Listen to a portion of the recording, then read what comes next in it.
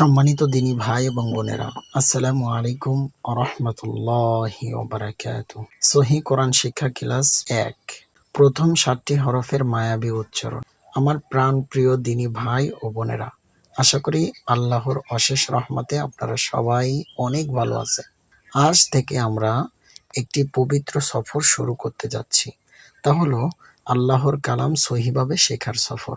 বন্ধুগণ, আমরা জানি আমাদের অনেকেরই মনে সুপ্ত একটা ইচ্ছা আছে যে আপনি সুন্দর করে কোরআন তেলাওয়াত করবেন, কিন্তু দুনিয়াবি বিভিন্ন কাজে ব্যস্ত থাকার কারণে এই ইচ্ছাটা আমরা পূরণ করতে পারছি না। আপনার সেই স্বপ্নকে সত্যি করতে রমজান তালুকদার কোরআন শিক্ষা পরিবার এখন থেকে একদম নতুন আঙ্গিকে ক্লাস শুরু করছে। আমরা 29টি হরফ নিয়ে তাড়াহুড়া করব না, খুব মায়া নিয়ে, ভালোবাসা নিয়ে অল্প অল্প করে শিখব।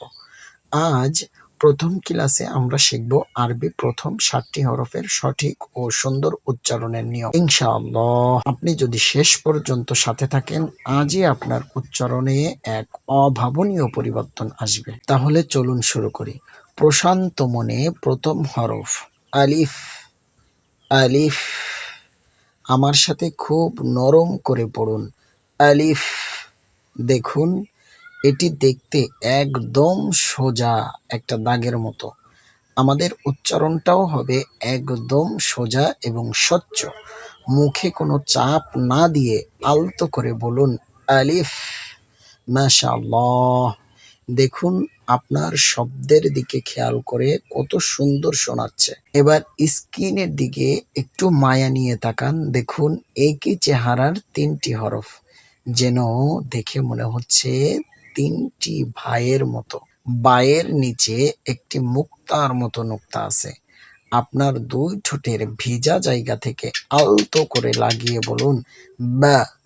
বা, খুব সহজ তাই না? তায়ের উপরে 2টি নোক্তা। আপনার জিহ্বার আগা সামনের উপরে দাঁতের গোড়ার সাথে লাগিয়ে খুব মোলায়েম করে উচ্চারণ করুন।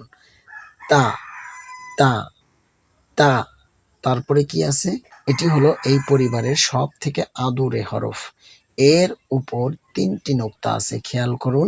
জিহ্বার আগাটা দাঁতের আগার সাথে সামান্য একটু লাগিয়ে খুব নরম করে বাতাস বের করে বলুন সা। সা, একদম যেন মৌমাছির পাখার মতো হালকা আওয়াজ হয়। এটি কিন্তু শক্ত করা যাবে না, হৃদয়ের গভীর থেকে। জিম হা খ। জিম হা খ। প্রিয় ভাই ও বোনেরা, এবার যে 3টি হরফ আমরা শিখব সেগুলো আমাদের তেলাওয়াতকে প্রাণ দেয়। জিম, এর পেটের ভিতর একটি নোক্তা দেখতে পাচ্ছেন। জিহ্বার মধ্যখানটা একটু তালুর সাথে লাগিয়ে শক্তভাবে বলতে হবে জিম। জিম। হা, এতে কোনো নোক্তা নেই, একদম পরিষ্কার হরফটি দেখা যাচ্ছে। এতে কোনো নোক্তা নাই, এতে কোনো নোক্তা নাই। এটি আমাদের কণ্ঠনালীর ঠিক মাঝখান থেকে একটু চাপ দিয়ে বের করতে হবে।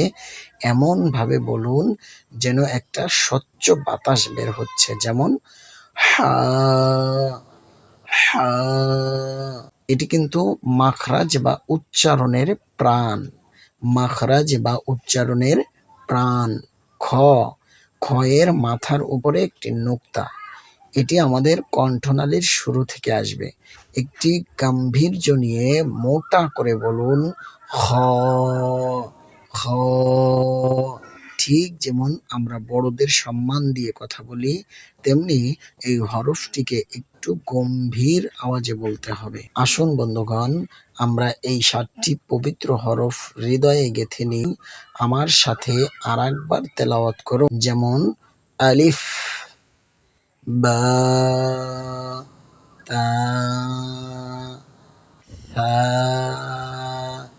জিম, হা, খ। আলহামদুলিল্লাহ। আপনার তেলাওয়াত কত শ্রুতি মধুর শোনাচ্ছে একবার অনুভব করে দেখুন। সুপ্রিয় দর্শক, আজ আমরা মাত্র 7টি হরফ শিখলাম। এই 7টি হরফ যদি আপনি সারাদিন যখনই সময় পান একটু মস্ক করে নেন, তবে আপনার তেলাওয়াতের বুনিয়াদ অনেক শক্ত হয়ে যাবে। যদি কোনো হরফে সমস্যা হয় তবে দ্বিধাবোধ না করে কমেন্টে জানান, আমি আপনার পাশে আছি ইনশাআল্লাহ তাআলা। ক্লাসটি আপনার ভালো লাগলে অবশ্যই আপনার আপনজনদের সাথে শেয়ার করতে ভুলবেন না, যাতে তারাও এই সওয়াবের অংশীদার হয় ইনশাআল্লাহ তাআলা। আগামী ক্লাসে আমরা পরবর্তী হরফগুলো নিয়ে হাজির হব। সেই পর্যন্ত আল্লাহ আপনাদের সবাইকে ভালো রাখুন। সবাই ভালো থাকুন, সুস্থ থাকুন। আসসালামু আলাইকুম ওয়া রাহমাতুল্লাহি ওয়া বারাকাতুহু।